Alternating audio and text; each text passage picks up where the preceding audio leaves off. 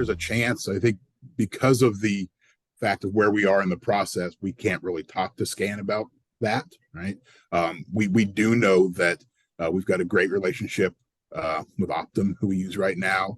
But again, as big as we believe we are in Oregon, in the Optum world, we're an afterthought, right? And they do their best to support us, but I think that conversations that you have with any entity that's a vendor or downstream that brings an organization with revenues of $7 billion, 2,700 employees, is a different conversation than $2.5 billion and 1,300 employees, right? And so I would suspect that there will be opportunities for us through greater scale and geographical reach to talk to the current vendors and potential other vendors about what's the best way to provide value.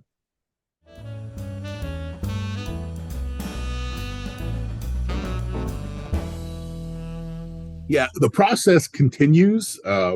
We formally filed, I think, December 31st. Believing there's a new process in Oregon, the Healthcare Mergers and Oversight Mission. That's we're really the first big test of that through the state, and so we're working with them on how that goes. So we continue to work that process.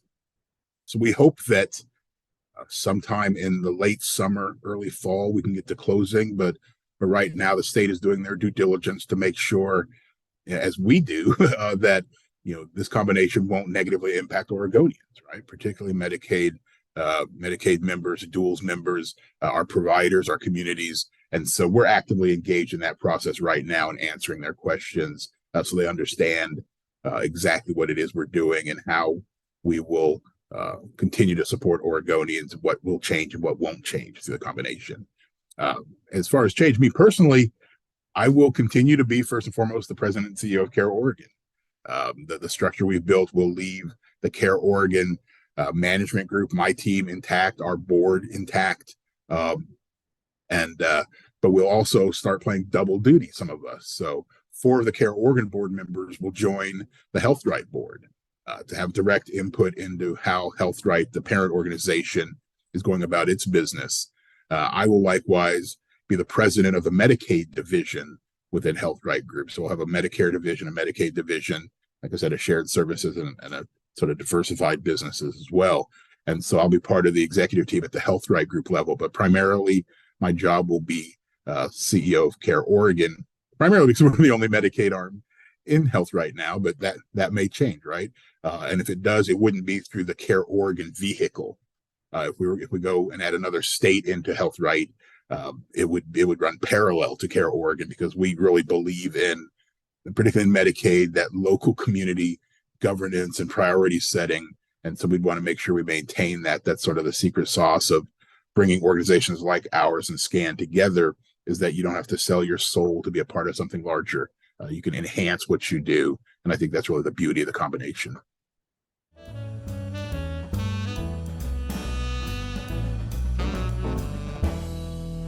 Primarily, one of the things that we've tried to do in putting this combination together and how we've structured the deal is that our first goal was to maintain the ability of Oregonians to make decisions on what's best for Oregonians, right? So that's why the CareOregon board will continue to exist. We'll continue to set the strategic goals, do strategic planning for Oregon, start the budget approval process for Oregon.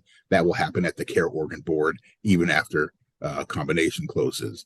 Our relationships with our coordinated care organizations will stay exactly the same. They will continue to have their own boards of directors and managing their affairs as subsidiaries of CareOregon. They won't be directly attached to HealthRight Group. So we're actively maintaining those local governance relationships because the closer you get to the member, the better you understand what their needs are. We're not saying nothing will change for us, but I think there'll be things that are transparent as much as possible to members and providers. As I said, we'll have shared resources potentially. We'll have shared knowledge. We'll be able to start new programs, like I said, whether it's PACE or LTSS or how we do care for people on the homeless population. They've got great programs at SCAN that created a company to do healthcare for homeless seniors in the LA area. And we've talked to some local providers about maybe doing something similar here. They've got programs in expanding LGBTQ related services specifically.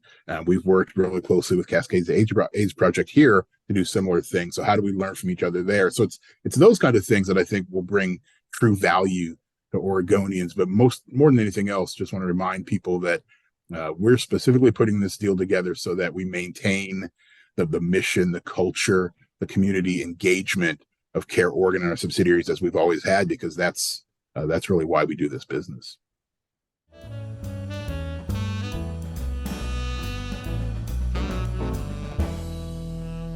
Well, I think one of the most immediate is obviously sort of the latest Medicare, rules and some of those changes.